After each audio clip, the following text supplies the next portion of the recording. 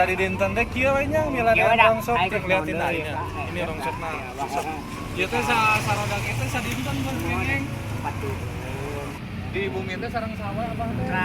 Kali itu. Dua. Daya bantuan ti pemerintah oge nu penting mah urang mah masih tiasa sehat teh nya alhamdulillah. Saum teh Abah teh. Aduh alhamdulillah. Alhamdulillah ti dinten pertama tara. dugi ka ayeuna puasa ge kiat. Alhamdulillahirabbil Saur jam 3 we. Mohon. Ari ieu ti tabu sabaraha milarian kieu teh? Enjing? Henteu. Oh, nembe. Oh, tos sisa. Sabaraha tahun di Cisaat palih dieu teh, Bang? Tahun 80. Di tahun 80. Dari mah kita dagang bakso di Bandung. Oh. Dagang pesantren. Mohon. Di tahun 80. Marah ya di dia sang istri. Mohon. Teh salapan. Saya juga. Oh. Bekasi, Sumedang, ini. Orang Rengas. Oh. Eta ku urang naon oge nya istilah rezeki mah nya taya nu terangnya Allah laras perjantan ka Allah. Salat 5 waktu tara lirenya. Mohon margina mohon pibakelan urang kanggo engke. Gitu siap. Pepeujeuh Abah teh nya kanggo urang teh nya. Mohon abdi lamun percanten Asep abdi mengenamkeun ka bank. Asa daerahna teh di Taripu teh Malalayar hampir 20 juta sadayana. Mana abdi dibayarna pun kieu. Alhamdulillah bayar. Bukan bada aya balasan ti Allah. Aya nu ditagih. Tah begina aduh kan bedog aduh ya Allah. Keun bae abdi mah barokah kabayar ku ieu geus. Ku ieu teh kurang sokan teh alhamdulillah. Sabulan sekali setor 600. Ini Bah, ya ini penonton Step Review ya. Pepatah lah istilahnya. Mohon. Buat kita semua gitu kan dari orang tua seperti Abah yang udah 74 tahun tapi masih berjuang mencari nafkah, selalu disehatkan. Iya, gitu lah. Ini contoh lah. Iya, penting. Alhamdulillah. Jangan sampai ngerugikan orang lain. Bukan hanya kita yang justru mendoakan si Abah, justru saya berharap si Abah yang mendoakan kita. Iya, doakeun ku Abah. Doa orang tua paling manjur. Ini. Nyabah ya hapunten abdi mah da teu tiasa masihan ageng. Alhamdulillah. Satu acara abdi di abdi namun wabah ditampi Asep sing bari milna didikian ku Allah anu halal ulah sampai ieu nya. Doakeun Abah sing jagjag cager. Abahnya doanakeun nuhun ditampi ku Abah.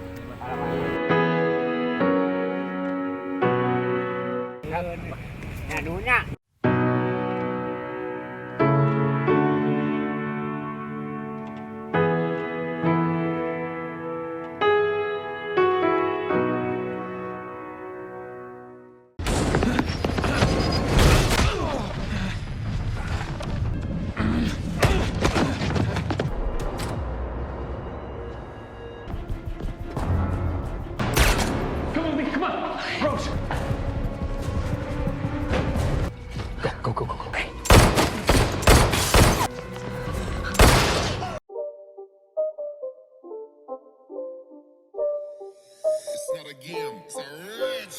Halo guys, kembali lagi bersama saya Stephen di channel Bro View.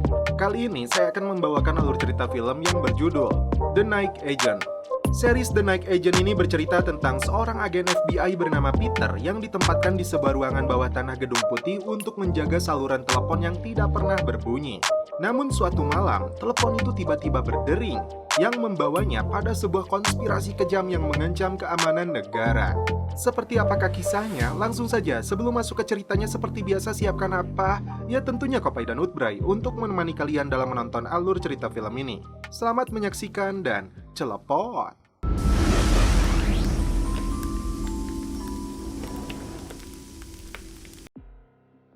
Di sebuah stasiun, kereta dengan nomor 2781 tiba di peron A. Seorang wanita dan putrinya masuk ke dalam kereta tersebut.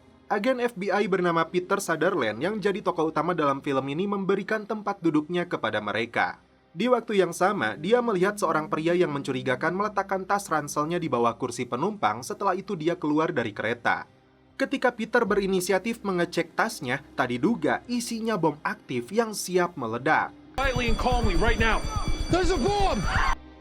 Saat giliran Peter yang turun membawa anak gadis itu, inilah yang terjadi. Seluruh penumpang termasuk si ibu dan putrinya berhasil selamat karena aksi heroik yang dilakukan oleh Peter.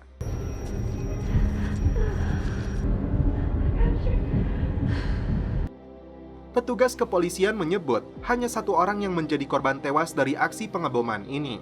Tiba-tiba, Peter melihat pelaku itu berada di antara orang-orang yang sedang menyaksikan kejadian ini. Dalam kondisi masih lemas, Peter berusaha untuk mengejarnya. Hingga akhirnya mereka terlibat perkelahian.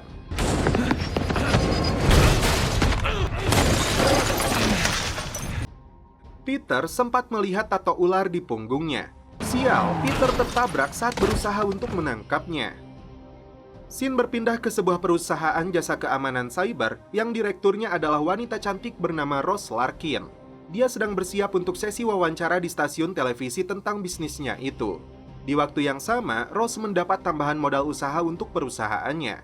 1 tahun setelah kejadian tersebut, Peter bertugas di ruangan basement Gedung Putih khusus shift malam. Wanita ini adalah kepala staf kepresidenan Amerika yang bernama Diane Farr. Dia menunjukkan rekaman saat Peter dituduh terlibat dalam pengeboman kereta itu oleh seorang wartawan khusus konspirasi bernama Elliot Rom. Bahkan, Elliot menuduh ayah Peter ikut berkomplot dengannya sebelum akhirnya meninggal dunia akibat kecelakaan. Diane memastikan presiden mendukungnya sebagai pahlawan dalam kejadian itu. Tapi Peter harus menjaga mulutnya dari pertanyaan wartawan yang menyudutkannya. Karena masalah ini, Peter ditempatkan di ruang operasi khusus bernama Night Action. Orang yang tidak suka kepada Peter adalah wakil direktur FBI yang bernama Hawkins. Alasannya karena Peter adalah agen FBI tapi dia lebih enjoy melakukan tugas khusus yang diberikan kepala staf presiden di Gedung Putih. Setiap malam, Peter hanya duduk di ruangan pengap yang disebut Night Action ini untuk menerima telepon masuk yang sewaktu-waktu berdering. Kembali ke Rose yang begitu senang saat bibinya yang bernama Emma dan pamannya Henry telah kembali pulang. Baginya, mereka ini hanya satu-satunya keluarga yang dia miliki. Rose memberi kabar buruk bahwa Dewan Perusahaan resmi memecatnya. Dia menceritakan terpaksa harus mengajukan pilot setelah terjadinya pembobolan data yang menyebabkan kliennya kabur. Karena kasus itu, investor menyalahkannya. Tepat jam 12 malam, 2 orang pembunuh bayaran masuk ke dalam rumah mereka. Saat Rose terbangun, paman dan bibinya sedang membicarakan sesuatu yang rahasia karena mereka tidak menduga tamu yang tidak diundang itu datang ke sini. Mereka membicarakan tentang Osprey yang akan diincar, negara dalam bahaya karena ada pejabat Gedung Putih yang tidak bisa dipercaya. Mereka harus membakar dokumennya dan menyetir ke dalam hutan. Rose tidak mengerti dengan omongan paman dan bibinya, apalagi saat melihat mereka memegang senjata. Tidak ada waktu untuk menjelaskan, mereka menyuruh Rose untuk pergi ke rumah Feiner melalui pintu belakang dan menghubungi markas untuk minta bantuan dengan kode Night Action. She is a survivor. Tak diduga, pembunuh itu berhasil mencekik leher Henry hingga tewas.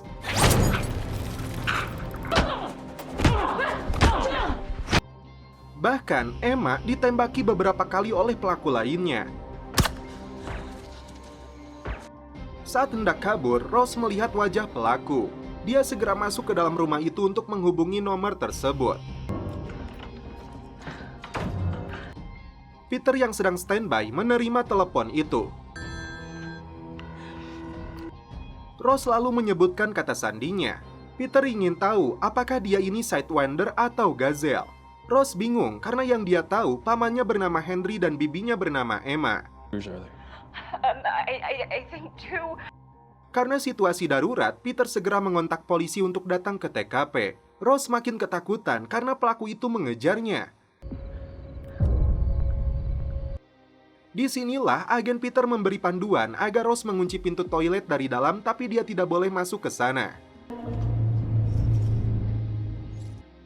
Rose harus masuk ke dalam kamar lalu bersembunyi di dalam lemari. Dia letakkan cermin di bawah lantai untuk mengawasi dari jauh si pelaku.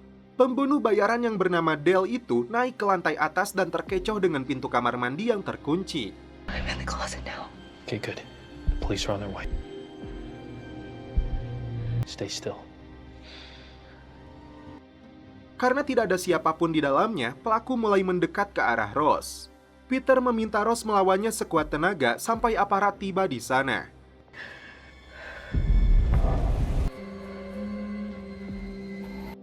Dan tiba-tiba seorang sheriff masuk dan memastikan Rose dalam keadaan aman. Mendengar laporan dari Peter, Diane segera menugaskannya untuk mengamankan Rose dari polisi setempat. Dia juga melarang Hawkins untuk membawa Rose sebagai saksi kunci kasus ini. Karena ini bukan kasus penyerangan biasa, lantas siapakah identitas asli dari paman dan bibi Rose itu sebetulnya? Saat Hawkins akan membawa Rose, tak lama kemudian Peter datang untuk membawanya karena perintah dari kepala staf presiden. Sutherland, what the hell are you doing here? Diane Farr sent me to. Hawkins makin benci kepada Peter karena lebih memilih Diane daripada atasannya sendiri. Rose lalu dibawa Peter menuju apartemennya. My apartment. I need to grab some. Selama ini yang dia tahu, paman dan bibinya itu bekerja di perusahaan akuisisi. Peter tidak bisa memberitahu siapa mereka sebenarnya, karena dia juga baru tahu malam ini. Dan jika pun tahu alasannya, pasti akan menyuruhnya tutup mulut. Sampai di apartemen, Peter mengambil ponsel Rose untuk menghindari pelacakan. Thank you. Setelah itu, dia ambil senjata di dalam brankas tersembunyinya. Rose sendiri mengambil pakaian wanita yang berada di dalam lemari bajunya Peter. Peter lalu meletakkan kamera pengawas jaga-jaga ada penyusup yang masuk ke dalam apartemennya ini. Rose sempat melihat artikel yang menyebutkan agen FBI pembelot tewas sebelum sidang. Petugas kontra-intelijen menolak klaim pengkhianatan. Dan terakhir, perwira intelijen busuk tewas dalam tabrakan mobil. Belum jelas siapakah agen yang dimaksud itu. Peter mengaku dia memang agen FBI yang bertugas di Gedung Putih. Saat mereka keluar, tiba-tiba ada dua orang pria yang mencoba menyerang Peter.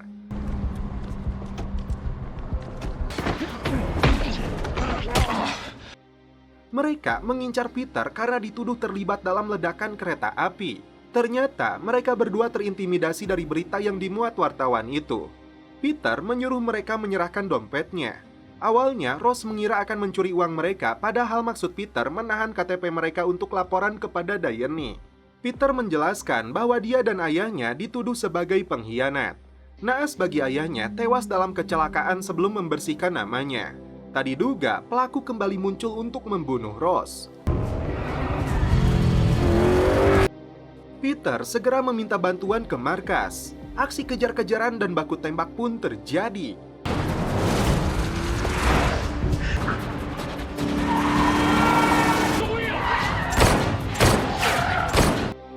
Dengan skill yang dimilikinya, Peter sengaja memutar balik mobilnya agar pelaku gagal mengejar mereka.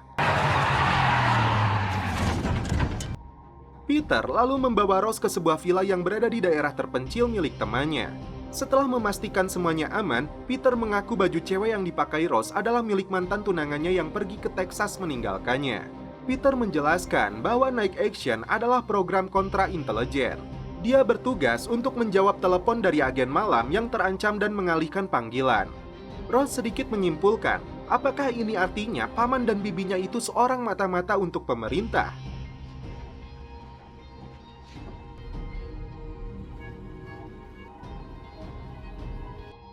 Peter langsung menghubungi Diane saat melihat dua orang tak dikenal menyusup ke dalam apartemennya. It's Peter. Somebody's in my apartment. What? How do you... Diane langsung memerintahkan agen yang berjaga di luar agar masuk, namun ternyata pelaku sudah kabur. Saat melihat rekamannya, Peter melihat cincin yang digunakan penyusup itu. Lalu dia melakukan screenshot untuk penyelidikan. Di keesokan harinya, Peter mengantar Rose untuk bertemu dengan Diane. Hawkins yang sudah berada di dalam justru menyuruh Peter keluar karena kasus ini jauh di luar wewenangnya. Wait in the other room. Fine. Di sini, Rose tidak bisa memberitahu mereka tentang apa yang dia dengar dan lihat karena bibinya mengatakan ada pejabat di Gedung Putih yang tidak bisa dipercaya. Seorang wanita kedatangan dua pembunuh bayaran yang bernama Dale dan si wanita Ellen yang berpura-pura membawa bayi mereka untuk melihat rumah lamanya ini. Tanpa rasa curiga, wanita ini mengizinkan mereka masuk untuk melihatnya.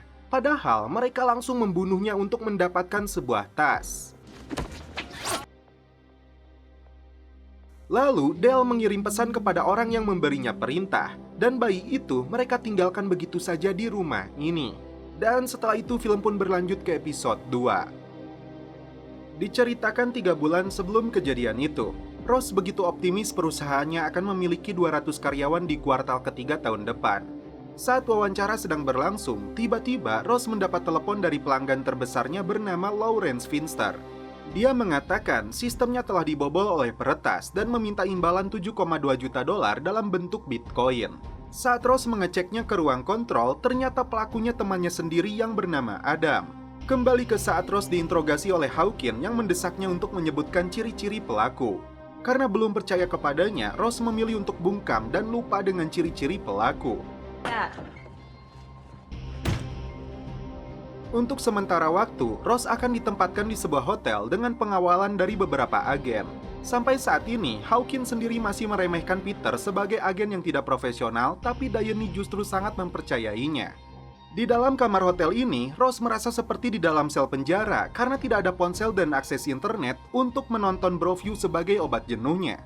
Peter menjamin dia akan aman karena agen dinas rahasia akan menjaganya. Sedangkan Peter sendiri harus pergi melanjutkan tugasnya di Gedung Putih. Alan yang membawa mobil dengan kecepatan tinggi dihentikan oleh Polantas. Dia sempat mengeluarkan pistolnya, tapi Dale menyuruhnya tenang dan ambil saja surat tilangnya karena SIM dan STNK mereka aman. I was speeding, wasn't I, officer? Diane lalu melakukan pertemuan singkat dengan Hawkins dan kepala dinas rahasia bernama Ben Almora.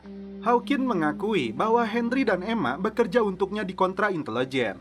Tugas mereka adalah merekrut aset asing di dalam negeri dan pensiun beberapa tahun lalu. Tapi Hawkins tidak mau menyebutkan lebih dalam tentang operasi mereka karena kasus ini akan ditangani FBI. Tidak puas dengan informasinya, Diane menugaskan Peter untuk menyelidiki berkas kasus yang diselidiki oleh keluarga Ross itu. Peter mendapat informasi dari rekannya yang bernama Liam, bahwasannya cincin pelaku itu berhubungan dengan lambang keluarga dari rumah kerajaan Yugoslavia. Merasa kurang puas, Peter ingin Liam menelusuri lebih jauh lagi. Setelah melakukan penyelidikan, Peter melaporkannya kepada Diane bahwa Hawkins adalah mentor FBI Emma dan Henry. Diane cukup terkejut karena wakil direktur FBI itu menyembunyikan sesuatu tentang mereka. Di samping itu, Peter juga terkejut ketika Ross menghubunginya lagi ke nomor Nike Action ini karena dia masih mengingat nomornya. Ternyata Ross yang sedang gabut hanya ingin bicara santuy dengan Peter. Alan yang penasaran melihat isi tas itu yang ternyata berisi sebuah boneka yang di dalamnya terdapat kamera. Boneka itu akan diserahkan kepada orang yang membayar mereka. Tak lama kemudian, orang yang memberi mereka perintah menghubungi Dale. Pria berdasi ini menyuruh Dale agar menyelesaikan tugasnya untuk membunuh Ross di sebuah hotel. Dia menyebut Dale sudah 8 tahun bekerja untuknya dan hasilnya selalu bagus. Ross curhat tentang bisnis IT-nya yang bangkrut karena ulah temannya sendiri. Karena merasa kesepian, Ross mengajak Peter untuk bukber esok hari. Di pagi harinya, Peter yang ngantuk berat tidur di sofanya kantor Diane. Saat datang ke hotel, Peter terkejut karena agen dinas rahasia yang menjaga Ross tidak terlihat di lobi. Ditambah lagi, tiba-tiba listrik padam. Peter segera naik menuju kamarnya Ross. Menyadari ada yang tidak beres, Peter segera membawa pergi Ross yang masih memakai handuk. Alan yang menyamar jadi petugas kebersihan sudah menenteng pistol yang dilengkapi peredam. Karena tidak menemukan targetnya di dalam kamar, Dale mencegat Peter dan Ross yang sedang menuruni anak tangga. Baku tembak pun tidak terelakkan lagi, hingga Peter dan Ross terjebak di sebuah ruangan.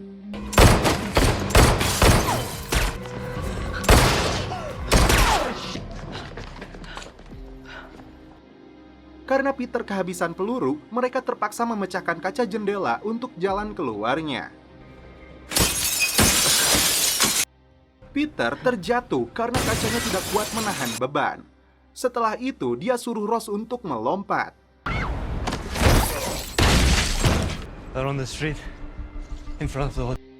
Mereka berdua kemudian masuk ke toko baju. Ross sempat mencuri ponsel milik pengunjung agar Peter bisa menghubungi Diane. Peter minta jawaban kepala staf presiden ini, kenapa agen dinas rahasia ditarik dari pengawalan Ross.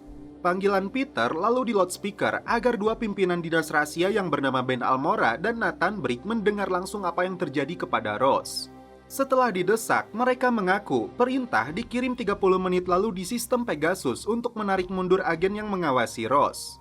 Orang-orang yang berwenang yang bisa melakukan itu hanya Presiden, Diane, Ben, dan Nathan, kemudian Direktur Willett dan Hawkins. Setelah dihubungi, anehnya Hawkins tidak ditemukan di kantornya.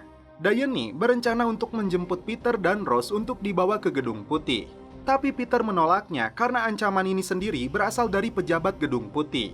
Mereka berdua sepakat untuk menyelidiki alasan paman dan bibi Rose dibunuh, dimulai dari TKP pembunuhan. Rose ingat betul saat malam kejadian, paman dan bibinya terus membicarakan Osprey, beberapa berkas, dan seorang insinyur. Penuh dengan teka-teki, Henry dan Emma sempat membahas pengkhianat negara yang berada di Gedung Putih. Dan pamannya bicara soal menyetir ke hutan.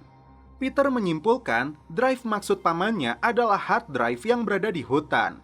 Mereka berdua langsung pergi karena Rose ingat dengan sebuah rumah yang berada di dalam hutan. Terlihat Hawkins menemui pria yang memberi perintah kepada dua pembunuh bayaran itu. Apa ini artinya wakil direktur FBI ini memang terlibat dengan komplotan penjahat kelas kakap ini? Sampai di rumah hutan milik pamannya itu, mereka berdua langsung mencari hard drive.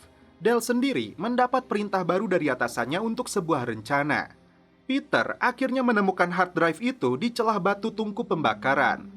Sebagai ahli IT, Rose mencoba untuk membuka kode keamanan agar mereka bisa melihat isinya. Tapi alat itu dilindungi dengan keamanan tingkat intelijen nasional yang tidak bisa dibobol.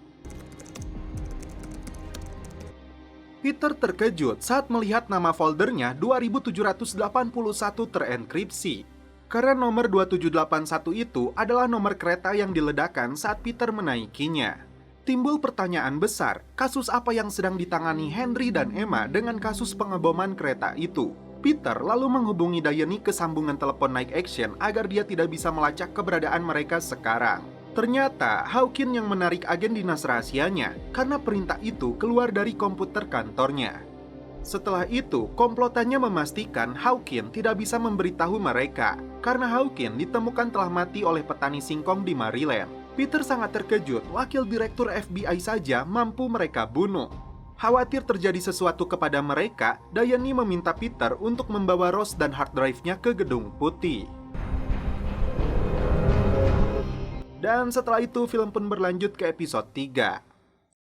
Film flashback 1 tahun ke belakang ketika Diane menemui Peter setelah kejadian ledakan kereta. Di dalam kebun binatang itu, Peter ditawari Diane untuk bergabung dengan operasi Night Action yang berhubungan dengan program investigasi rahasia di dalam FBI menyangkut keamanan nasional. Tugas Peter sebagai agen malam yang menerima telepon dari agen FBI yang sewaktu-waktu menghubungi melalui saluran darurat yang berada di basement Gedung Putih. Peter dianggap cocok karena yang dia butuhkan orang yang setia, jujur, taat perintah, dan tahu cara bertindak saat dibutuhkan. Seperti kebun binatang ini yang menampung banyak binatang buas dan berbahaya, tapi kendali ada pada si wanita yang memegang kunci sarangnya. Kembali ke saat ini, Peter memutuskan akan datang ke Gedung Putih 1 jam lagi. Tapi keputusannya ini ditentang Rose karena dia tidak percaya dengan para pejabat Gedung Putih. It could tell us who killed your aunt and uncle, Rose. Come on. And we could... Peter kembali meyakinkan Rose bahwa dia hanya petugas rendahan yang tidak memiliki power untuk mengungkap kasus ini. Sejauh yang dia ketahui, Diane adalah satu-satunya orang yang bisa dipercaya untuk membantu mereka. Dengan tegas, Peter siap mempertaruhkan nyawanya. Peter kembali menghubungi Diane bahwa dia akan datang esok pagi pukul 10 dengan membawa diskanya ke Gedung Putih. Setelah itu, mereka berdua memutuskan untuk tidur di dalam hutan karena mereka punya rencana. Presiden Amerika Serikat yang bernama Michelle memimpin rapat terbatas dengan para pejabatnya yang masih menyelidiki kasus pembunuhan Hawkins dengan Emma dan Henry. Terlihat pejabat yang memberi perintah untuk membunuh Rose berada di ruangan ini. Siapakah dia sebenarnya? Secara pribadi, Diane menyampaikan kepada Presiden dia tidak mengetahui alasan kenapa Hawkins menarik pengawal Rose, karena dia sendiri tidak tahu kasus apa yang diselidiki Henry dan Emma lewat Night Action. Akhirnya, Michelle akan membuka rahasianya kepada Diane.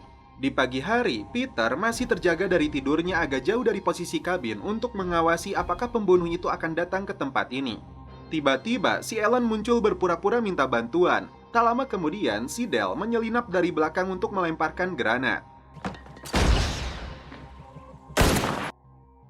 Peter dan Rose segera kabur dari lokasi itu. Saat mendengar sesuatu dari arah atas bukit, Ellen langsung mengarahkan snipernya. Saat mereka pergi, Rose langsung mencatat nomor plat mobilnya. Ross mengambil kesimpulan bahwa Diane tidak bisa dipercaya karena dianggap membocorkan persembunyian ini kepada dua pembunuh itu. Tapi Peter masih meragukan hal tersebut. Pimpinan dinas rahasia yang bernama Ben Almora menghubungi anak buahnya yang bernama Errington bahwa dia akan menugaskan Eric Mong untuk membantunya mengawal putri wakil presiden. Extenuating circumstances. Inilah sosok Eric Mong dan putri wapres yang bernama Maddie. Ternyata tugas Eric sebelumnya adalah mengawal mantan presiden yang berhasil dia selamatkan dari percobaan pembunuhan hingga bahu Eric tertembak. Sesuai SOP, Maddie harus selalu membawa tombol daruratnya jaga-jaga jika sesuatu yang buruk terjadi kepadanya. Peter minta bantuan temannya yang seorang polisi bernama Cisco untuk menyelidiki nomor plat polisi dari mobil dua pembunuh itu. Ross dan Peter kemudian membahas tentang waktu 7 hari yang diungkapkan paman dan bibinya. Tersisa waktu 5 hari lagi untuk mereka menyelidiki kasus ini. Untuk membuka file di dalam diska itu, Ross membutuhkan komputer canggih seperti milik CIA dan NSA yang berada di dalam gedung putih. Karena itu, Ross punya rencana untuk membuka isinya. Jika rencana ini tidak berjalan dengan semestinya, Peter dan Ross akan bertemu di sebuah taman bernama Foundry Branch, tempat Peter dan ayahnya biasa mancing lele. Peter kemudian menemui Diane untuk memberikan diskanya. Tapi dia tidak tahu keberadaan Ross yang kabur saat dia sedang mandi di pom bensin. Petugas IT-nya akan mengenkripsi diska tersebut di air gap, tapi membutuhkan waktu sekitar 5 jam. Begitu selesai, Diane melarang siapapun masuk kecuali dia sendiri dan presiden. Kamera fokus ke kartu akses milik Diane karena Peter harus menjalankan rencananya dengan Ross. Saat pelajaran seni lukis, Maddie tampaknya tertarik dengan instrukturnya yang memuji hasil lukisannya. And activism, Maddie. Bosan berpindah dari satu motel ke motel lainnya, Ellen menunjukkan rumah impiannya kepada Dale. Rumah yang akan dijual ini ditinggal pemiliknya yang sedang pergi ke Florida selama berbulan-bulan. Dasar penjahat profesional, dengan mudah mereka bisa membobol kuncinya. Ellen ingin merasakan hidup seperti keluarga normal meskipun hanya sebentar. Being people who go to work and come home. Sambil menunggu Peter beraksi di dalam gedung putih, Ross menyalakan laptopnya di dalam restoran. Saat Maddie santuy di sebuah klub malam, tim pas pampres selalu mengawasinya. Karena jenuh, Maddie kemudian mendekati seorang pria yang ternyata bukan menggodanya, tapi menghinanya. Karena dia tahu Maddie sebagai anak wapres. Pria ini sempat menjenggut rambut Maddie sebelum Eric dan Errington bertindak. Maddie langsung dibawa ke mobil keamanan, dan Errington sendiri kecewa karena Eric kurang sigap. 2 menit mendekati akhir enkripsi, Ross menelepon saluran Night Action untuk berbicara dengan Diane. Hey, Rose called the night action line. She wants to talk to you. Ternyata Ross mengalihkan perhatian Diane untuk bicara dengannya, padahal Peter hendak mencuri kartu aksesnya agar dia bisa masuk ke ruangan air gap. Saat berhasil masuk, Peter memasang USB Wi-Fi di komputernya. Tujuannya agar isi file di dalam diska itu bisa ditransfer ke laptopnya Ross.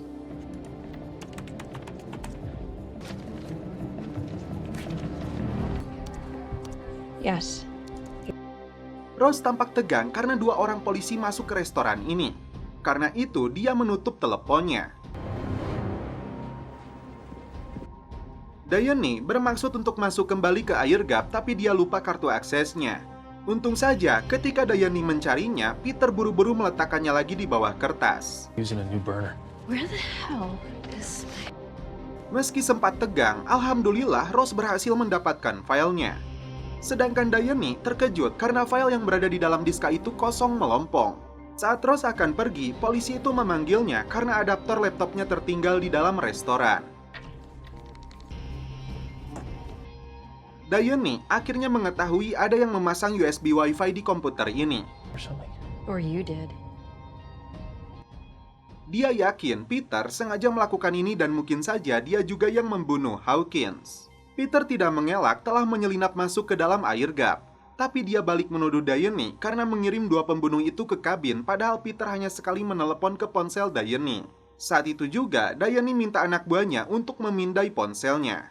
Diane pun menjelaskan bahwasannya presiden yang memprakarsai Night Action dalam pengeboman kereta metro itu. Intelijen tidak punya petunjuk, tersangka, motif, atau apapun, sampai pernyataannya bocor dari Partai Front Kemerdekaan Rakyat atau FKR pimpinan Omar Zadar yang menyangkal serangan itu. Karena itu, Emma dan Henry yang menjabat sebagai intelijen Senat menyelidiki kasus ini. Mereka mencurigai seseorang di dalam gedung putih terlibat dengan pengeboman kereta itu. Selain Hawkins yang sudah tewas, Diane yakin masih ada rekannya lagi. Mereka bukan orang biasa karena bisa memasang pengintai di ponselnya dan menarik agen dinas rahasia yang mengawal Rose saat berada di hotel. Mau tidak mau, mereka berdua harus bekerja sama untuk mengungkap dalang dari semua ini. Ben mendapat laporan dari Errington tentang kegagalan Eric dalam menjaga Maddie. Ben menyuruhnya untuk memberi Eric kesempatan menyesuaikan dirinya. Dia adalah agen terbaik dinas rahasia yang pernah menjadi partnernya. I want you to let me know how he's doing. Okay? Ross menyewa sebuah kamar hotel untuk bersembunyi sekaligus melihat isi diska tersebut. Dia kirim lokasi ini kepada Peter agar segera datang. Salah satu isinya tentang wawancara media terhadap Omar Zadar yang mengklarifikasi tuduhan partainya terlibat dalam pengeboman kereta. Ross tidak mengerti apa yang akan terjadi dalam 5 hari ke depan. Errington minta bantuan mantan kekasihnya yang berdinas di CIA untuk mencari tahu kenapa pahlawan nasional seperti Eric ditempatkan menjadi petugas paling tidak dihargai di dinas rahasia. Maddie melukis monster yang disebutnya sebagai ayahnya. It's my father. Namun instruktur Maddie justru memujinya sekaligus menggodanya. Bukannya marah, Maddie justru merasa senang. Sebaliknya, Maddie justru merasa benci ketika Errington mengatakan ayahnya akan datang berkunjung. Di dalam file selanjutnya, Ross menemukan petunjuk dari tulisan yang disamarkan tentang rekayasa silo Jalan Lincoln 4220. Ross terkejut karena Peter datang bersama Diane. Ternyata, instruktur lukis si Maddie ini bukan orang biasa. Dia sengaja mendekati putri wapres itu karena punya tujuan yang penting. Terlihat tato ular di punggungnya yang pernah ditampilkan saat dia berkelahi dengan Peter setelah pengeboman kereta. Dan setelah itu film pun berlanjut ke episode 4. Kisah lama Eric terungkap saat 2 tahun lalu dia bertugas menjadi pas pampres. Ketika presiden mengunjungi sebuah pabrik, Eric melihat seorang pegawai mencurigakan sedang merakit sesuatu. Saat pelaku menembak, Eric mengorbankan dirinya menjadi tameng demi menyelamatkan presiden. Errington datang ke rumahnya Eric untuk mencari narkoboy karena dia yakin Eric seorang pecandu. Eric tidak mengelak karena dia butuh obat penahan rasa sakit untuk meredam rasa nyeri akibat luka tembaknya 2 tahun lalu. Diane meyakinkan Ross bahwa bukti dalam diska itu hanya akan ditunjukkan kepada presiden yang sudah lama menjadi temannya sejak dia maju jadi anggota Kongres. Ross dan Peter akan menyelidiki langsung kasus yang membunuh paman dan bibinya ini. Dia menemukan sebuah alamat di dalamnya dan bertanya tentang Osprey. Diane yakin itu adalah kata sandi dan dia berjanji untuk mencari tahu. Peter dan Ross kemudian bergerak ke lokasi rumah rekan insinyurnya Henry dan Emma. Find anything else on the drive? Wanita di rumah ini sempat memperlihatkan shotgunnya karena tidak mau berbicara dengan mereka yang mengaku sebagai wartawan. Come on. Ross ingat betul dengan lokasi ini karena saat kecil paman dan bibinya pernah membawanya ke sini dan sepertinya wanita ini yang mengobatinya. Wanita yang bernama Lorna ini terkejut saat tahu Henry dan Emma dibunuh 3 hari yang lalu. Ross pun menjelaskan tentang diska dan isi berkasnya yang menuntun mereka ke sini. Ross butuh bantuan Lorna karena ini menyangkut keamanan nasional yang berhubungan dengan pengeboman kereta dan serangan yang sama mereka yakini akan terjadi lagi. Lorna diminta bantuan 2 temannya itu untuk cetak biru tentang prasarana publik dan skema bangunan yang harus dia jelaskan langsung di lapangan. They were wonderful friends. Kembali ke Maddie yang terbuai dengan bujuk rayu instrukturnya. Padahal dia ini seorang penjahat yang telah mengebom kereta itu. Saat dalam perjalanan, Ross baru tahu bahwa bibinya pandai berbahasa Rusia. Padahal sehari-harinya dia menggunakan bahasa Sunda. Lorna sendiri mengenali Peter karena ayahnya adalah Pete Sutherland. Mereka mengunjungi sebuah lokasi yang diduga jadi target serangan. Ross kemudian menunjukkan isi diska itu kepada Lorna yang berisi banyak video.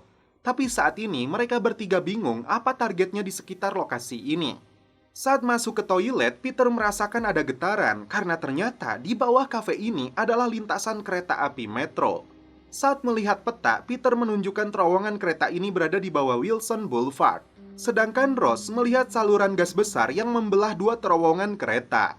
Jika pipa gas itu meledak, maka bisa menghancurkan 2 blok kota. Tugas Peter dan Rose untuk menemukan alasan sesungguhnya dari penyerangan yang gagal di tahun lalu. Sebelum pergi, Lorna mengaku mengenal 2 agen yang menangani kasus ayahnya. Di waktu yang sama, Cisco memberitahu Peter tentang mobil yang dia selidiki berada di sebuah perumahan. Peter minta temannya ini jangan bertindak dulu sebelum dia tiba, karena musuh yang dihadapinya ini 2 orang psikoplog profesional. Del kembali mendapat perintah dari bosnya dan pejabat Gedung Putih untuk pergi ke lokasi koordinat yang dikirimnya. Peter dan 2 polisi temannya bersiap untuk menyergap 2 pembunuh bayaran itu di rumah ini, sedangkan Rose sendiri menunggu di dalam mobil. Saat tim melakukan penyisiran di dalamnya, mereka tidak menemukan pelaku.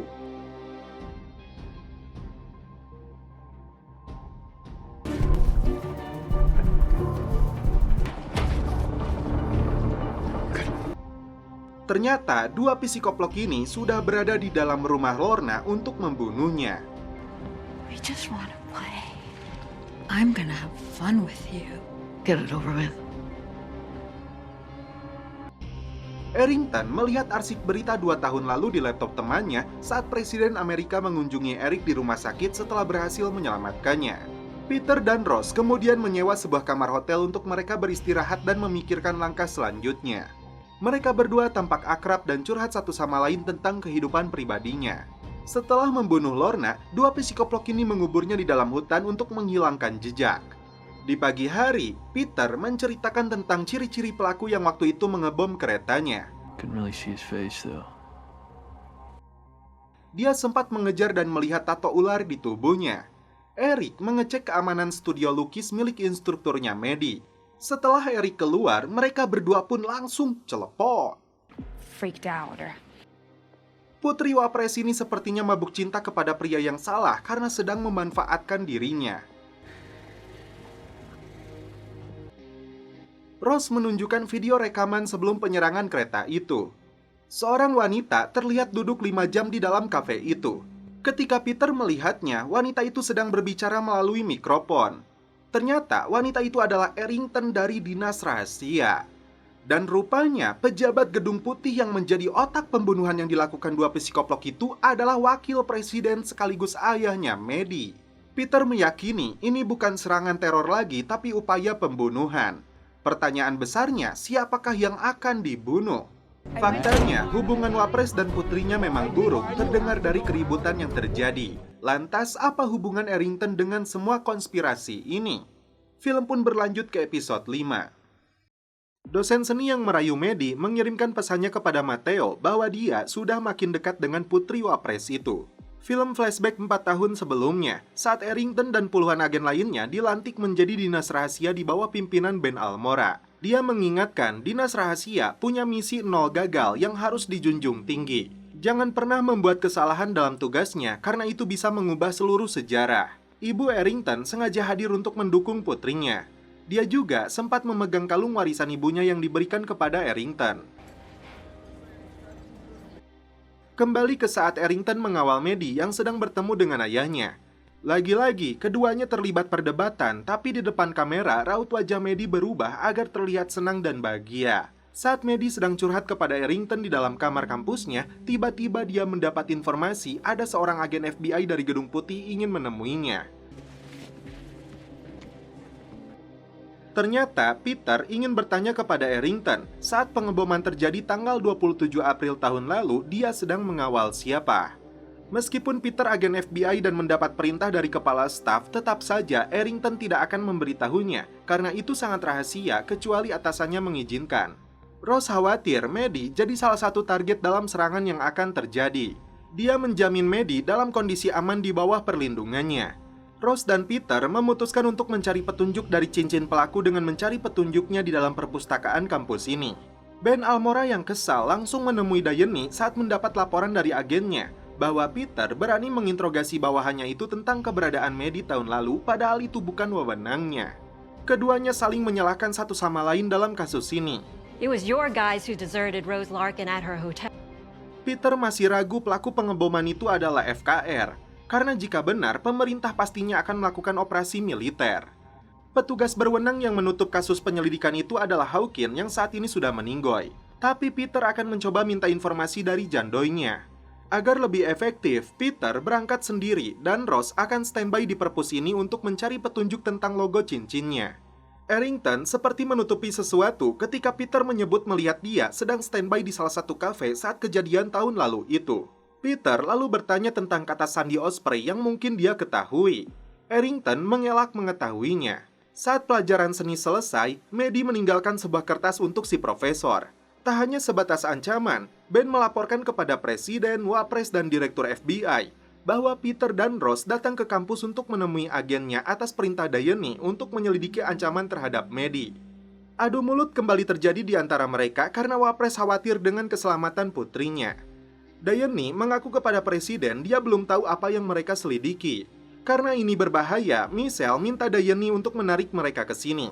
Peter datang menemui istri Hawkins yang ternyata 20 tahun lalu aktif juga sebagai agen FBI. Dia merasa sudah memberikan laporannya kepada FBI tentang semua yang dia tahu. Dia merasa pengabdian Hawkins selama 30 tahun dianggap sebagai pengkhianatan. Peter mengungkapkan hal yang sama karena saat usianya 16 tahun, ayahnya ditangkap FBI karena dicurigai melakukan kejahatan. Hingga akhirnya dia meninggal dunia akibat kecelakaan sebelum membersihkan namanya.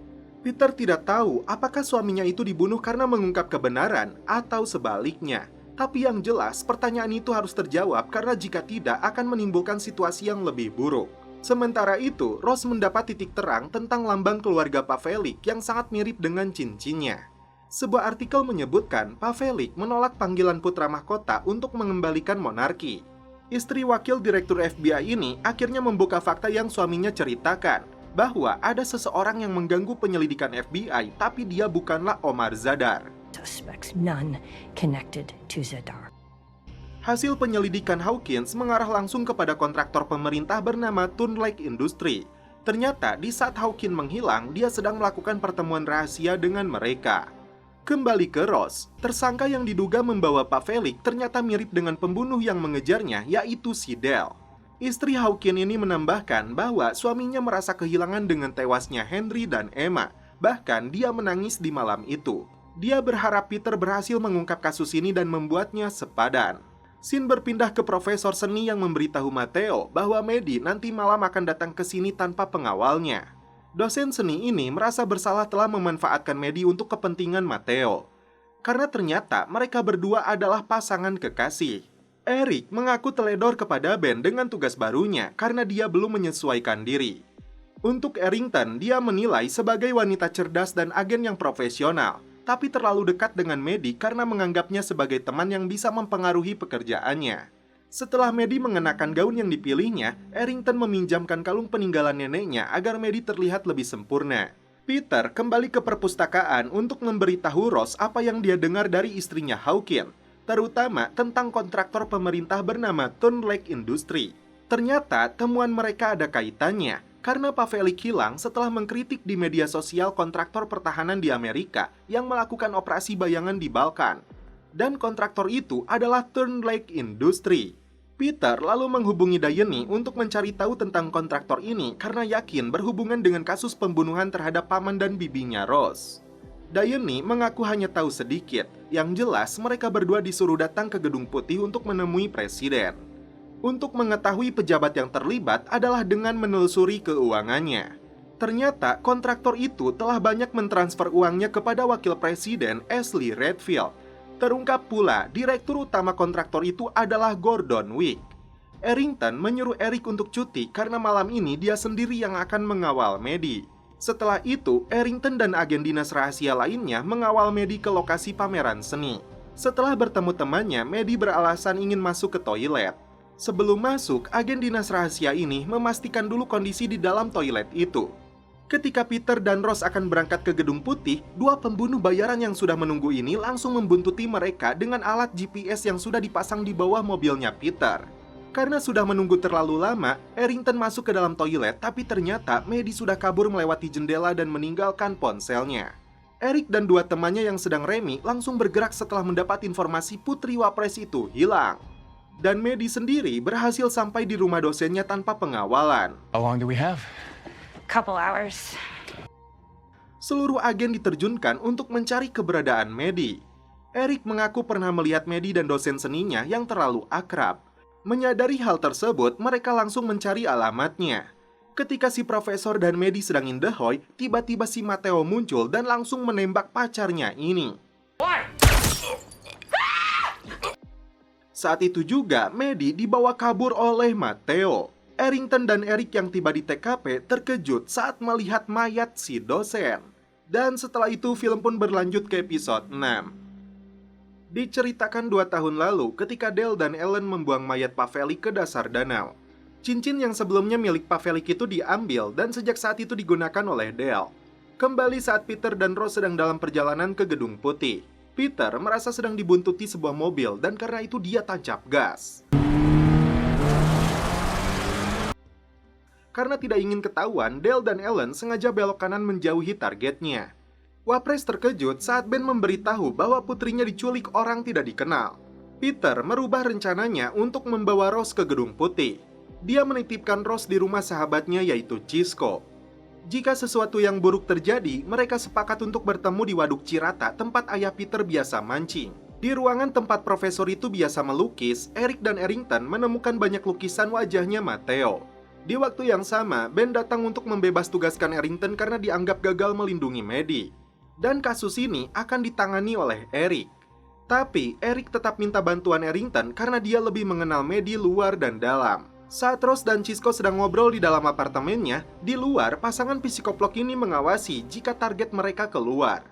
Errington marah kepada Eric karena atasannya minta pendapat dia tentang dirinya yang kini disalahkan atas hilangnya putri Wapres itu.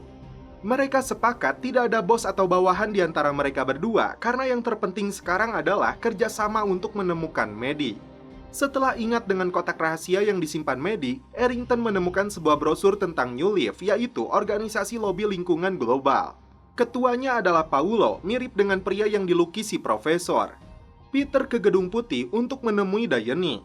Tapi kepala staf presiden ini kecewa karena Peter tidak mengikut sertakan Rose. Dia juga memberitahu tentang kontraktor pertahanan itu ternyata direkturnya mantan angkatan laut bernama Gordon Wick. Bukan bekerja sama dengan Omar Zadar, justru Gordon mengkambing hitamkan Omar dan FKR dalam ledakan kereta itu. Diperkuat lagi saat Hawkins ditemukan tewas, di malam dia melakukan pertemuan dengan Gordon sesuai dengan informasi jandoinya. Peter yakin motif yang sebenarnya adalah bom itu ditujukan untuk memicu ledakan yang lebih besar dan membunuh orang penting yang saat itu dilindungi Errington dengan sandi Osprey. Peter menarik kesimpulan ada pejabat Gedung Putih yang membocorkan program Night Action kepada Gordon. Saat melihat fotonya, Diane terkejut karena Wapres terlibat dengan Gordon, yang dicurigai menjadi pelaku pembunuhan Henry, Emma, dan Hawkins. Diane akan mengantar Peter menemui presiden untuk melaporkannya langsung. Karena butuh diska itu, Diane menyuruh Peter untuk menyuruh teman polisinya menurunkan Rose di dermaga. Tiba-tiba, Peter terdiam merasa ada yang janggal. Peter segera menghubungi Rose untuk pergi dari sana dengan bantuan Cisco. Dia yakin Diane terlibat karena mengetahui Rose sedang bersama polisi. Benar saja, Diane ternyata terlibat dalam konspirasi besar ini karena langsung menghubungi si Gordon Wick yang kejahatannya sudah dibongkar Peter. Get out of there right now, okay? Demi keselamatan mereka dan Wapres sendiri, Diane akan mengamankan Peter, sedangkan Gordon akan menghabisi Rose melalui 2 pembunuhnya. Saat Cisco dan Rose tancap gas, 2 psikoplok ini langsung mengejar mereka. Peter berusaha kabur saat Diane dan wakil pimpinan agen rahasia Nathan berusaha untuk menangkapnya. Karena kunci aksesnya tidak bisa digunakan lagi, kebetulan Peter berpapasan dengan Liam. Karena itu, diam-diam dia mencuri kartu aksesnya. Beberapa agen yang melihatnya langsung mengejar. Peter terpaksa bersembunyi di ruangan mesin.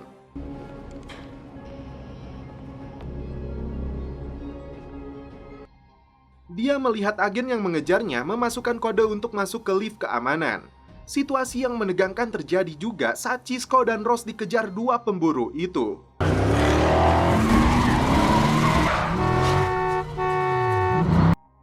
Karena ada sebuah bis yang melintas, mereka sempat kehilangan targetnya. Setelah agen yang mengejarnya telah pergi, Peter pun kabur menggunakan lift kepresidenan itu. Cisco menyadari mobil ini telah dipasangi pelacak, karena itu Ross akan diturunkan dekat dermaga dan dia sendiri akan mengalihkan perhatian mereka. Karena melihat Ross turun, Dale ikut turun juga untuk mengejarnya, sedangkan Ellen akan mengejar Cisco. Naas bagi Cisco, dia ditabrak oleh mobilnya si Ellen. Dan setelah itu, dia ditembak tepat di kepalanya. Ross sendiri terkejut karena pembunuh itu berhasil menemukannya. Di saat Ross hampir tewas, tiba-tiba Peter datang membantunya dan menyuruhnya untuk segera kabur.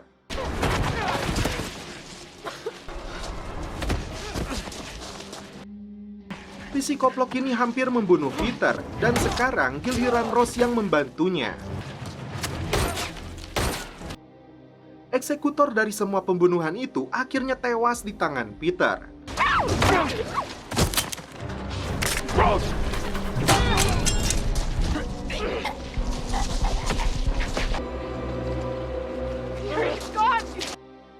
Wapres terkejut saat Diane memberitahunya bahwa rencana kejahatan dia dan Gordon sudah diketahui Peter dan Ross. Sebelum karir mereka hancur, Diane memberi saran untuk memanfaatkan hilangnya Maddie sebagai alat untuk mengumpulkan simpati publik baginya. Datang ke dermaga, Ellen menemukan Dale sudah tidak bernyawa. Peter membawa Ross untuk bersembunyi di dalam kapal feri milik teman ayahnya sekaligus ayah baptisnya. Ben mengirimkan profil tersangka kepada Eric yang diduga menjadi otak penculikan Maddie.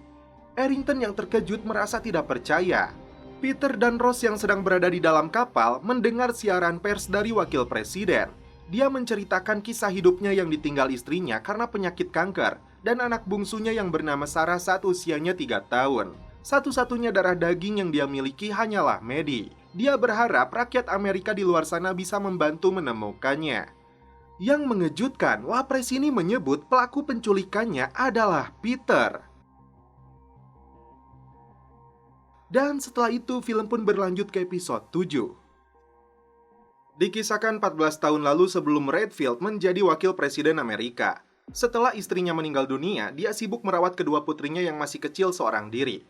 Maddie dan Sarah sebelumnya terlihat sedang bertengkar. Tak diduga, Sarah tercebur ke dalam kolam renang hingga meninggal dunia. Redfield menyalahkan Maddie karena tidak mengawasi adiknya. Kembali ke masa kini, setelah Matteo menculik Maddie, dia ditempatkan di sebuah ruangan gelap. Belum jelas apa tujuan Matteo menculiknya. Peter sendiri masih bersama Ross di dalam kapal ayah baptisnya. Dia merasa bersalah karena sahabatnya menjadi korban. Ross memberinya dorongan semangat untuk mencari kebenaran seperti yang pernah Peter bilang kepada Ross untuk berjuang habis-habisan. Dan setelah itu mereka pun... Saat menggeledah kantornya Peter, dua agen rahasia ini menemukan sebuah surat yang dikirim Jimmy. Eric merasa aneh karena dia merasa Peter bukanlah penculik Maddie. Mereka merasa Gedung Putih telah menutupi sesuatu tentang kasus ini. Karena itu, mereka sepakat untuk mencari petunjuk dari sudut lain berbekal dari brosur yang ditemukan di kamarnya Maddie. Scene berpindah ke Gedung Putih. Diane memberikan alasannya kepada presiden bahwa Peter nekat menculik Maddie untuk mencari kebenaran tentang ayahnya yang dia duga dijebak. Tapi presiden yang tidak bodoh merasa Diane menutupi sesuatu dan karena itu dia memutuskan agar Diane mundur dari kasus ini. Because I'm starting to wonder if I did. For this country, I hope you know that I would never try to sabotage that. Moving forward, I think you need to take a step back from this case. Sementara itu, Eric dan Errington mendatangi kantor New Leaf. Dari petugas di sana, mereka mendapati informasi bahwa profesor seni itu bernama Paulo, anggota inti organisasi ini yang sebelumnya menjanjikan akan membawa Maddie ke sini. Saat Eric menunjukkan foto Matteo, dua agen rahasia ini baru tahu bahwa Paulo dan Matteo menjalin kisah asmara. Peter menceritakan kepada Ross bahwa ayahnya membocorkan dokumen rahasia yang bisa membahayakan strategi pertahanan Amerika di seluruh dunia. Pembobolan itu terlacak ke divisi kontraintelijen FBI saat ayahnya menjabat sebagai kepala seksinya. Ross akan mencoba mencari petunjuk menggunakan kartu akses milik Liam yang sempat dicuri oleh Peter. Sebagai ahli IT sekaligus hacker, bukan hal yang sulit bagi Ross untuk meretas kata sandinya. Gordon menunjukkan kondisi Maddie kepada Wapres setelah pelaku mengirimkan videonya. Pelaku mengirimkan pesan agar Wapres ini mengaku telah merencanakan pengeboman kereta itu, termasuk kaki tangannya dalam waktu 2 hari. Jika tidak, pelaku akan menyuruh Maddie memberitahu dunia fakta yang sebenarnya dan setelah itu dia akan membunuhnya. Redfield khawatir dengan keselamatan putrinya, tapi Diane menyebutnya itu bullshit. Karena Diane tahu hubungan Wapres ini dan anaknya sangat buruk. Apalagi Maddie sudah berencana untuk menghancurkannya. Sebagai buktinya, Diane menyerahkan boneka yang berisi rekaman video tentang dirinya. Boneka yang berisi alat perekam video itu mereka rampas dari terapisnya Maddie. Kembali ke Maddie yang mencoba berteriak untuk minta tolong, namun ternyata dinding yang ditendangnya rapuh. Dia melihat sesuatu, namun karena Matteo akan masuk, dia buru-buru halangi lubang itu dengan ranjang dan kakinya. Maddie mengungkapkan kepada Matteo bahwa dia memberikan dukungan untuk menghancurkan ayahnya sendiri jika tujuannya ingin balas dendam. Karena itu, dia sebutkan lokasi rumah tempat dia menyimpan video rekaman yang bisa menjatuhkan wakil presiden. Kembali ke Peter dan Rose yang menemukan seseorang bernama Colin Worley dari Turn Lake yang meninggal sehari sebelum FBI datang untuk mewawancarainya. Karena melihat banyaknya kejanggalan dalam kematiannya, mereka berencana untuk mencari laporan otopsi di kantor catatan publik. Eric dan Errington memberikan laporannya kepada Diane dan Ben Almora. Mereka berdua ragu Peter berada di balik penculikan putri Wapres. Mereka curiga kepada seseorang yang bernama Matteo. Tapi Diane yang punya kepentingan tersembunyi tetap mendesak mereka untuk fokus menangkapnya dan lupakan pihak lainnya. Diane lalu memberitahu Gordon tentang nama Matteo yang dilaporkan dua pengawal Maddie itu. Matteo berafiliasi dengan kelompok iklim bernama New Leaf. Saat Gordon melihat fotonya, ternyata dia mengenalinya. Setelah mengecek alamat yang diberikan Maddie, tidak ada apapun yang dia temukan, dan menurut catatan kepolisian, wanita di sana telah dibunuh minggu lalu bersamaan ditemukannya bayi. Maddie mengaku menyembunyikan boneka itu di dalam basement dan hanya terapisnya saja yang tahu. Terungkap di sini isi dalam video tersebut. Selama ini, Wapres selalu menyalahkan Maddie atas tewasnya Sarah. Ternyata ketika Sarah tenggelam di kolam renang, ayahnya lah yang telah bersalah membiarkan pintu kolam terbuka lalu meninggalkan kedua anaknya. Ellen tiba-tiba muncul untuk mengancam si Gordon agar menunjukkan lokasi persembunyian Peter demi balas dendamnya.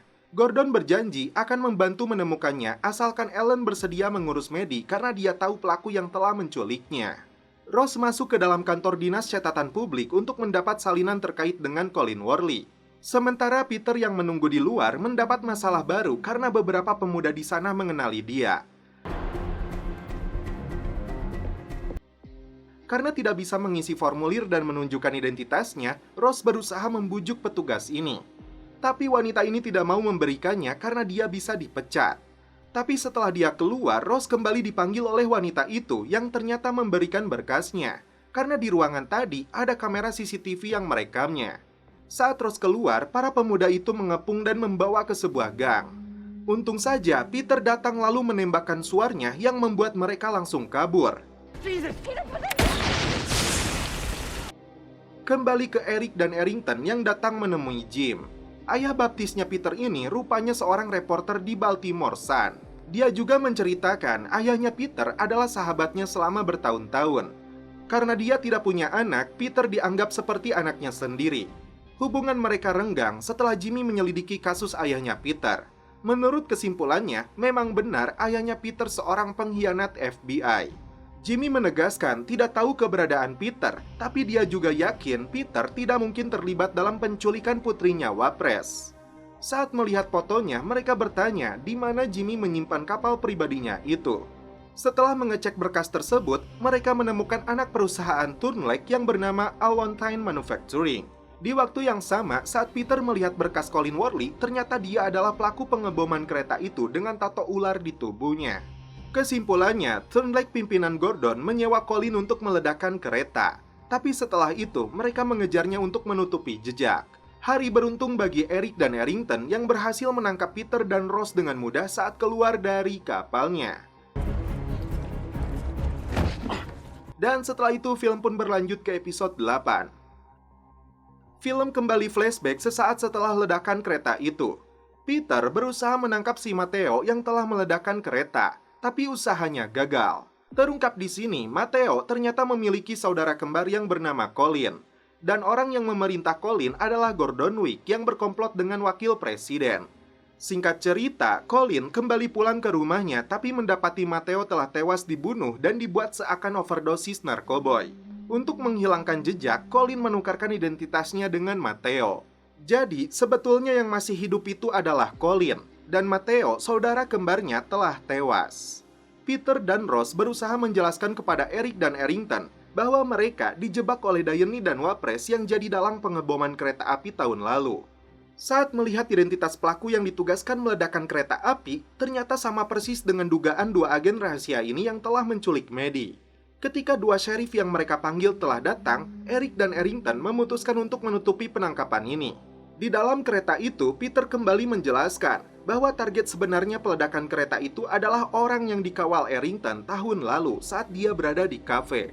Colin sebelumnya sudah masuk dalam daftar tersangka FBI sebelum pernyataan FKR bocor. Karena waktu kematiannya mencurigakan, Rose mengambil berkas ke kantor catatan publik. Mereka berempat merasa ada yang aneh, Colin sudah tewas tapi diduga telah menculik Maddie. Saat dicek akte kelahirannya, barulah mereka sadar bahwa Colin memiliki saudara kembar yaitu Matteo. Kesimpulannya, kontraktor pemerintah itu salah menghabisi target. Dan tugas mereka menemukan Colin agar semuanya terang benderang. Kembali ke Colin yang sedang merekam pernyataan Maddie agar ayahnya mengaku merencanakan pengeboman kereta api dan menutupinya. Wapres diberi waktu 2 jam setelah mendapat video ancaman ini. Meskipun Maddie menyatakan dukungan kepada Colin untuk menjatuhkan ayahnya, tapi pembunuh ini merasa mereka tidak berada di pihak yang sama. Setelah mendapat video tersebut, Gordon dan Diane sepakat untuk merahasiakannya dari Redfield karena mereka khawatir Wapres ini akan terbawa suasana yang bisa membahayakan mereka. Saat bertemu mereka, Redfield mulai curiga kenapa Gordon tahu pelakunya hanya 1 orang. Dan mengapa juga video ancaman itu hanya dikirimkan kepadanya. Akhirnya, Gordon mengaku bahwa dia adalah orang yang ditugaskan untuk meledakkan kereta, dan timnya salah karena malah membunuh saudaranya. Meskipun nyawa putrinya terancam, Redfield harus paham apa yang mereka lakukan ini untuk negara. Jika situasi makin memburuk, Diane dan Gordon sepakat untuk menghabisi juga Maddie. Eric dan timnya kemudian datang ke kantor pos untuk mengecek barang simpanan si pelaku. Di sana, mereka menemukan banyak dokumen, termasuk si profesor seni itu dan orang-orang yang terhubung kepada Maddie dan jadwal kuliahnya. Maddie akhirnya melihat kode angka dari lokasi ruangan ini seperti berada di sebuah gerbong. Karena ayahnya belum merespon, Maddie punya usul untuk merekam lagi videonya dan langsung mengirim ke nomor ponsel ayahnya. Errington akhirnya membuka rahasianya kepada Peter bahwa orang yang dikawalnya tahun lalu saat berada di kafe itu adalah Omar Zadar dengan nama sandinya Osprey. Mereka akhirnya menyadari pimpinan FKR itu bukanlah pelakunya, tapi justru dijadikan target oleh si Wapres dan komplotannya. Apabila Omar Zadar dibunuh langsung, maka separuh negara akan turun ke jalan. Tapi jika dia dibunuh bersamaan dengan 2 blok kota dan penumpang kereta, maka kejadian itu hanya akan dianggap serangan acak. Errington menerima pesan video tentang kondisi Maddie sekarang dan memohon kepada ayahnya untuk segera mengakui perbuatannya. Tapi ketika Errington melihat tangan Maddie yang mengetuk kalungnya, ternyata Maddie mengirim sandi Morse yang menyebutkan dia berada di gerbong kereta R142. Yeah, train R142. A route number. Peter mencegah Errington yang bermaksud untuk melaporkan hal ini ke Gedung Putih. Dengan konspirasi besar yang sedang terjadi di sana, lebih baik mereka menyembunyikan dulu temuan ini sampai menemukan Maddie. Okay. Melihat tiang lampu itu, Maddie berusaha menggapainya karena dia memiliki sebuah rencana.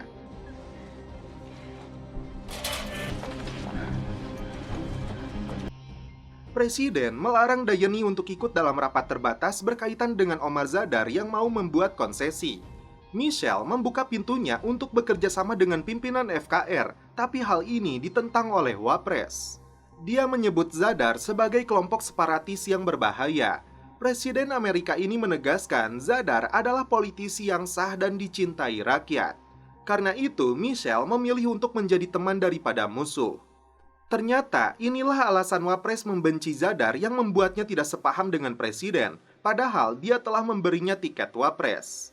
Saat Peter melakukan pengecekan kode R142, itu bukanlah gerbong kereta, namun kontainer. Sedangkan Eric dan Rose mendapatkan informasi bahwa Colin menjadi security 6 bulan terakhir di sebuah perusahaan kontainer. Akhirnya, mereka menyimpulkan bahwa Maddie disekap di terminal kontainer. Dan ternyata, diam-diam Ellen membuntuti Eric dan Rose. Saat Peter dan Errington sudah berada di lokasi, ternyata Colin bisa melihatnya dari CCTV.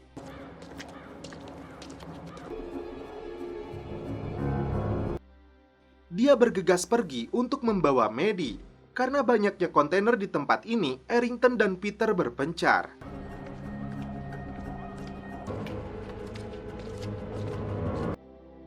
Tak lama kemudian, Eric datang untuk membantu. Karena ini bisa berbahaya, Rose standby di dalam mobil. Lantas, apa rencana Ellen terhadap mereka? Saat Colin masuk, Maddie langsung menusuknya dan kabur dari sana. Pistol yang ditembakkan Colin terdengar oleh Peter dan timnya. Situasi mulai tegang saat Maddie berusaha kabur dari kejaran Colin. Hingga akhirnya, tim berhasil mengamankan Maddie dan menangkap Colin. Tak diduga, dengan snipernya, Ellen sudah membidik mereka. Saat mereka akan pergi, Eric melihat penembak. Shooter! Colin jadi target pertama yang ditembak mati pembunuh ini. Bahkan saat mereka bersembunyi, Maddie ikut terkena pecahan timah panas di kakinya. Mereka berusaha untuk keluar dari lokasi ini. Tapi sialnya, Eric tertembak tepat di dadanya menembus rompi anti peluru. Ketika Peter akan menjadi sasaran selanjutnya, Rose tiba-tiba muncul mendorong si Ellen hingga terlempar dan mati di tempat.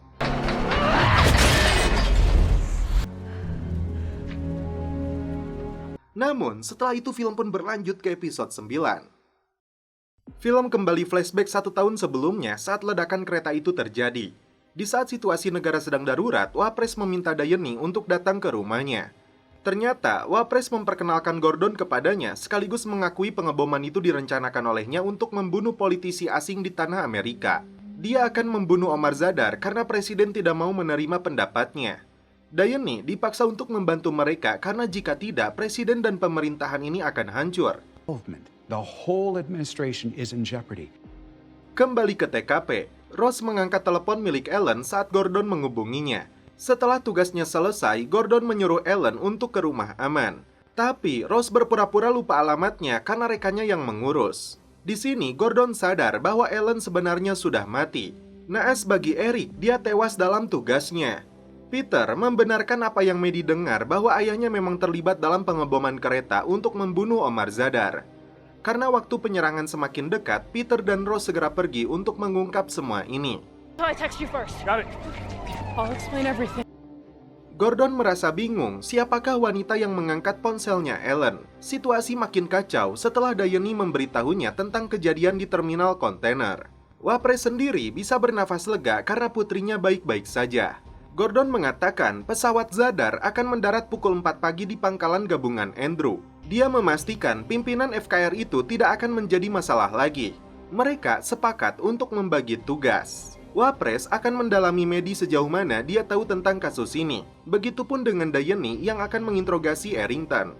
Peter dan Rose datang ke rumah Jim untuk minta bantuannya. Peter menjelaskan temuan ini kepada Jim yang memiliki profesi sebagai reporter agar dunia tahu fakta yang sebenarnya. Tapi Jim butuh bukti yang kuat agar artikelnya tidak disebut hoak. Keduanya sempat beradu mulut karena Jim menilai ayah Peter sebagai sahabat sekaligus pengkhianat negara. Rose menunjukkan file dan foto-foto yang dia temukan di dalam ponselnya si Ellen. Selain identitas paman dan bibinya Rose, yang menarik, mereka menemukan bukti catatan rahasia Nike Action yang hanya bisa diakses beberapa pejabat seperti Diane dan Hawkins. Jika benar dugaan mereka Diane telah membocorkan data ini, maka dia bisa diseret ke pengadilan. Yang harus mereka cari adalah buktinya yang dibutuhkan Jim agar dia bisa mengeksposnya ke media. Maddie dan Errington sepakat untuk memberi peringatan agen dinas rahasia yang akan mengawal Omar yang diduga akan menjadi target serangan esok hari. Karena ponsel Errington disita atasannya, dia memerlukan ponsel lain. Maddie lalu memberitahu bahwa dia punya ponsel jadul yang disimpannya di basement. Tiba-tiba, Wapres datang untuk bicara berdua dengan Maddie, padahal untuk mengorek informasi sejauh mana dia tahu tentang kasus ini. Sementara itu, Errington menjelaskan kronologis kejadian di TKP kepada Diane, Direktur FBI, dan Nathan sebagai wakil pimpinan dinas rahasia. Errington sengaja menutupi keterlibatan Peter dan Rose dalam menemukan Maddie, karena dia tahu kepala staf presiden ini bagian dari konspirasi. Peter dan Rose terpaksa menyandra sekretaris pribadinya Diane agar mereka menemukan bukti keterlibatan kepala staf itu. Yang menariknya, Rose menemukan surel bahwa presiden batal mengejak Diane untuk ikut pengarahan soal Omar Zadar yang diagendakan hari ini. Tapi tidak dijelaskan presiden apa alasannya. Saat Arrington minta kepada rekannya untuk mengembalikan pistol dan ponsel, diam-diam dia melihat komputer dan menemukan agenda kegiatan band yang sedang berada di Camp David mengawal agendanya presiden. Sayangnya, Nathan menolak memberikan pistol dan ponselnya sebelum Ben menemuinya. Ketika Wapres pergi dari kamar Maddie, ternyata dia tidak benar-benar tidur kemudian melepaskan infusnya. Meskipun Maddie mengaku tidak tahu banyak tentang kasus ini, tapi Diane khawatir Maddie dan Arrington melaporkan langsung kepada presiden yang meminta mereka datang ke Camp David esok hari.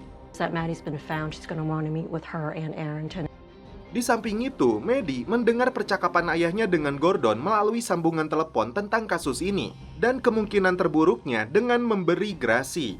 Saat Maddie kembali ke atas, Redfield melihat darah di tiang tangga. Keep an eye on her, will you?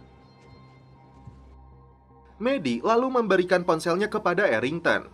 Saat melihat catatan akses masuk ke ruang Nike Access, di sana terdapat bukti bahwa Diane yang memotret binder Nike Action untuk dikirimkan kepada Ellen. Peter menyuruh Rose untuk segera mengirimkannya kepada Jim. Arrington lalu memberitahu Peter bahwa besok presiden akan menemui Omar Zadar di Camp David. Dari apa yang Maddie dengar tentang grasi itu, mereka takut tidak hanya Omar Zadar yang jadi target, tapi juga presiden. He made a comment about pardoning people tomorrow night. Tiba-tiba, Wapres memberitahu Arrington dan Maddie yang akan diajak ke Camp David esok hari. Tepat jam 4 pagi, jet pribadi yang membawa Omar Zadar telah mendarat di landasan. Agen dinas rahasia ditugaskan untuk mengawalnya menuju Camp David. Tiba-tiba, mobilnya sulit untuk dinyalakan. Sejenak kita berpikir, apakah mobil ini akan meledak, sesuai rencana yang akan dilakukan Gordon dan antek-anteknya. Namun ternyata tidak. Diane yang masih bangun cukup terkejut karena tidak mendapat laporan pembunuhan. Di pagi harinya, Wapres bersama Arrington dan Maddie terbang menggunakan helikopter khusus kepresidenan. Saat masuk, Arrington merasa tidak mengenali dua agen yang sedang membawa koper besar yang terlihat sangat penting. Diane yang pulang ke rumahnya mengambil sejumlah uang dan paspor yang akan dimasukkan ke dalam koper seperti akan melarikan diri. Tiba-tiba, Peter dan Rose sudah muncul di belakangnya. Mereka sudah tahu keterlibatan kepala staf ini dalam kasus pembunuhan paman dan bibi Rose. Diane baru tahu jika Wapres dan Gordon akan menargetkan juga presiden. Padahal yang dia tahu targetnya hanya Omar Zadar, tapi itu tidak terjadi. Diane mencoba menghubungi presiden, tapi mereka sudah memutus koneksinya. Karena waktu yang mendesak, Diane akan membantu Peter untuk masuk ke Camp David. Dan setelah itu, film pun berlanjut ke episode terakhir. 11 tahun lalu, Pete ditangkap oleh beberapa agen FBI dari markasnya sendiri. Saat itu, Peter tidak tahu apa yang terjadi dengan ayahnya. Dalam perjalanan menuju camp, Diane mengaku tugasnya melindungi presiden termasuk menutupi masalah yang bisa membuat pemerintahan Amerika hancur. Dia menyebut masalah ini tidak akan terjadi jika presiden tidak membentuk Nike Action. Dengan membunuh orang baik seperti paman dan bibinya, Rose menilai bukan negara yang dia lindungi, tapi dirinya sendiri. Peter akhirnya menyadari dirinya dipilih untuk jadi kambing hitam dari konspirasi besar mereka. Karena Peter dan Rose tidak terdaftar dalam pertemuan ini, mereka terpaksa harus bersembunyi di dalam bagasi. Sesampainya di Camp David, Redfield mengajak putrinya untuk masuk ke lorong rahasia. Sedangkan Arrington sendiri diawasi oleh agen baru yang bernama Walter. Diane sempat dihadang militer yang menjaga akses masuk karena namanya tidak masuk dalam daftar pertemuannya. Tapi setelah didesak, akhirnya dia diizinkan untuk masuk. Have a good day. Ternyata Redfield tidak benar-benar mempertemukan Maddie dan presiden, tapi membawanya ke ruang bawah tanah yang tahan terhadap ledakan. Seperti perkiraannya, Redfield berencana untuk membunuh presiden dan Omar Zadar. Maddie tidak percaya ayahnya bisa berbuat sekejam ini. This will be all over soon. Saat Diane bertemu Ben Almora, dia menyebutkan situasi sedang darurat dan mereka berdua harus segera mengevakuasi presiden yang saat ini berada di taman hutan. Kesempatan ini dimanfaatkan Peter dan Rose untuk keluar dari mobil. Tiba-tiba, si Nathan muncul dan langsung menembak Diane serta membunuh Ben Almora. Ketika mendengar tembakan, Peter mencoba mengejar tapi pelaku itu keburu kabur. Diane yang masih bertahan dengan luka tembaknya menyuruh Peter dan Rose ke gedung komunikasi untuk memperbaiki komunikasi yang mengalami serangan cyber. Komplotan penjahat mengatur waktu untuk menjalankan rencana pembunuhan ini. Tidak bisa menunggu lama lagi, Arrington langsung melumpuhkan si Walter. Ternyata salah satu anteknya si Wapres menjaga gedung komunikasi ini. Connect directly.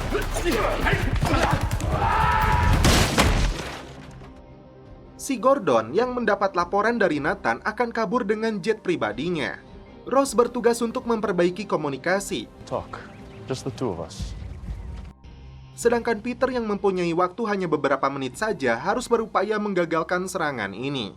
Setelah melihat kopernya, dugaan Arrington benar karena di dalamnya terdapat bom dengan daya ledak tinggi. Dia peringatkan semua orang untuk keluar dari tempat ini. Karena gagal membujuk ayahnya untuk membatalkan rencana jahatnya, Maddie memaksa untuk keluar dan akan memberitahu dunia untuk menghancurkan ayahnya. Dengan teganya, Redfield membiarkan putrinya sendiri agar tewas dengan korban lainnya dalam ledakan yang akan terjadi. Peter sendiri terlibat duel dengan si Nathan demi menyelamatkan presiden. Setelah komunikasi pulih, Arrington langsung menyebarkan informasi adanya bom yang akan meledak. Begitu mendengarnya, Pas Pampres dengan sigap langsung membawa presiden keluar dari ruangan. Saat mendengar suara Maddie, Arrington kembali masuk untuk segera membawanya keluar. Setelah bom meledak, Peter yang disergap militer langsung kabur. Mendengar suara ledakannya, Redfield merasa percaya diri sudah menjadi presiden, bahkan tega mengorbankan putrinya juga. Presiden lalu dibawa ke landasan helikopter. Saat akan masuk Marine One, muncul Peter dari dalam hutan dan menembak mati salah satu anteknya si Wapres. Dengan terpaksa, Peter menyandera presiden dan menyuruh mereka mematikan mesin helikopter dan mengecek kabinnya karena dia yakin ada bom yang disembunyikan di sana. Seorang penembak jitu sudah bersiap untuk menembak Peter. Dan tiba-tiba ini yang terjadi. I dropped this. They shoot me.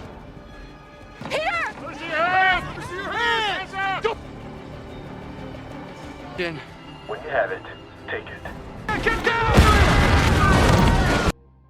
Helikopter itu meledak, tapi untungnya presiden berhasil selamat karena jasa Peter.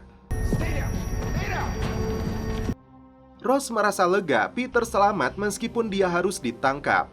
Wapres sendiri terkejut, Arrington dan putrinya baik-baik saja, tapi dia harus mempertanggungjawabkan kejahatan ini. Rose kemudian datangi lagi si Diane yang masih bertahan dengan luka tembaknya. Dia akan pastikan kepala staf presiden ini bertanggung jawab terhadap perbuatannya. Singkat cerita, Peter dan Rose dipanggil untuk menemui presiden. Dengan aksi heroiknya, Peter layak dipublikasikan ke dunia sebagai pahlawan. Tapi Peter yang low profile meminta presiden merahasiakannya. Dia hanya ingin tahu kebenaran soal ayahnya. Arrington sendiri mendapat promosi untuk mengawal presiden. Peter melihat video pengakuan ayahnya yang tergiur dengan bayaran dari kontraktor swasta untuk membocorkan data rahasia Pentagon. Meski tidak sesuai dengan penilaian tentang ayahnya, Peter berterima kasih kepada presiden. Yang harus Peter tahu, ayahnya bukanlah tewas karena kecelakaan, tapi dibunuh oleh kontraktor itu saat ayahnya siap membantu pemerintah. Dan pelakunya telah dibunuh oleh Delta Force tanpa diketahui oleh publik. Presiden memberikan penawaran kepada Peter untuk menjadi pejabat yang tidak ditelepon lagi, tapi menelepon. Program Nike Action menembus lebih dalam, mencakup seluruh benua.